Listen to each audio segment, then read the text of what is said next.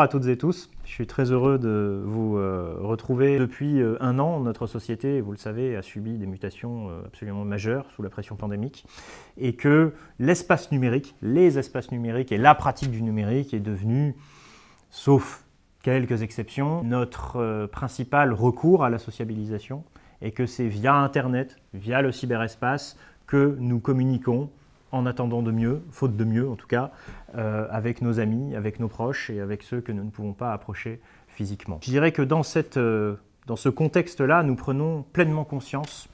du rôle que joue Internet, bien sûr, du rôle que jouent les réseaux numériques, sans lesquels les confinements tels qu'ils sont envisagés aujourd'hui n'auraient pas pu se produire, n'auraient pas pu se faire. Mais surtout, ça permet de prendre conscience des sommes absolument colossales de données que nous produisons toutes et tous chaque jour, lorsque nous envoyons un mail, lorsque nous écrivons un texto, lorsque nous envoyons une photo sur des réseaux sociaux, que nous faisons un cours sur Zoom, etc., etc. Toutes ces petites actions qui font partie du quotidien génèrent des données qui sont ensuite stockées quelque part dans des serveurs et vont ensuite pouvoir servir à des algorithmes publicitaires, etc., etc., etc. Ces données-là constituent ce que nous appelons la datasphère, c'est-à-dire l'environnement de ces données qui sont un petit peu partout, qui flottent autour de nous, qui ne constituent plus une dimension en tant que telle, comme a pu l'être le cyberespace. Non, la datasphère est partout autour de nous, puisque nous vivons dans un environnement de plus en plus numérisé, où l'on estime qu'en 2020, nous avons produit, nous, l'humanité, plus de 40 zétaoctets de données. Un zétaoctet de données, c'est 1000 milliards de gigaoctets. Il y a dans un zétaoctet autant d'octets qu'il y a de mètres dans le diamètre de la galaxie. Donc c'est absolument considérable. Autrement dit, ça veut dire qu'en 2020, nous avons à minima produit 40 fois le diamètre de la galaxie en mètres, si on remplace les mètres par des octets. Et cette production tout à fait phénoménale de données, en tout genre, traces numériques, métadonnées, ce que vous voulez, elle fait naître bien évidemment de nouveaux enjeux, comme par exemple l'intelligence artificielle, dont on parle beaucoup en ce moment et qui est longtemps resté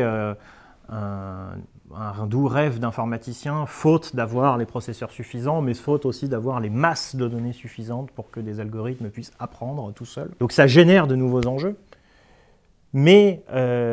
les données que nous produisons toutes et tous chaque jour génèrent aussi,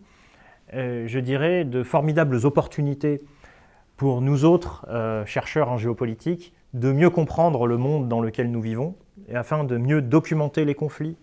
de mieux saisir les rapports de force, de mieux saisir les stratégies d'appropriation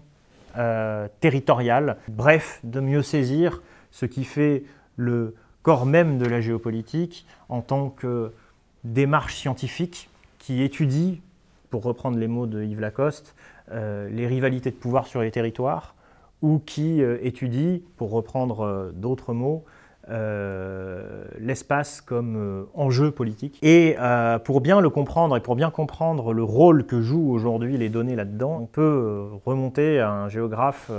qui avait très bien senti tout ça il y a une quarantaine d'années. Il s'appelle Claude Raffestin. C'est lui qui a été un des pères de la géographie politique, puisque c'est un des premiers à avoir essayé de faire dialoguer les conceptions, on va dire, foucaldiennes de Foucault, du pouvoir avec la géographie, et d'essayer de faire matcher un petit peu les deux dans cet ouvrage que je vous recommande, qui est vraiment un ouvrage brillantissime et fondateur. Et ce que nous dit Raffestin dans cet ouvrage-là, notamment quand il définit ce qu'est le territoire selon lui, eh bien il définit ça un petit peu comme la territorialisation, en tout cas, comme une stratégie d'appropriation de l'espace et comme un maillage de l'espace par différentes formes de réseaux.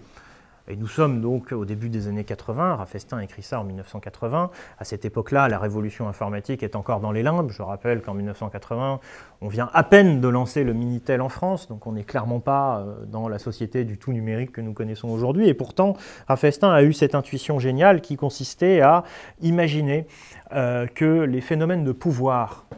dans l'espace géographique et les phénomènes d'appropriation spatiale et de territorialisation, eh bien, en ayant lieu principalement par le maillage des espaces en question, par des réseaux d'information, d'énergie, de relations, etc., etc., le maillage en question définissait la forme du pouvoir qui allait s'exercer sur l'espace. Et 40 ans plus tard, nous sommes arrivés à un moment où la plupart de ces réseaux qui maillent l'espace, que ce soit des réseaux de pouvoir, que ce soit des réseaux de communication, transit bancaire, que ce soit des réseaux d'énergie, ce que vous voulez, la plupart de ces réseaux sont numérisés. C'est-à-dire que la plupart de ces réseaux produisent des données. La plupart de ces réseaux fonctionnent sur un mode numérique qui nous permet aujourd'hui, à nous autres géographes et spécialistes de géopolitique, de récolter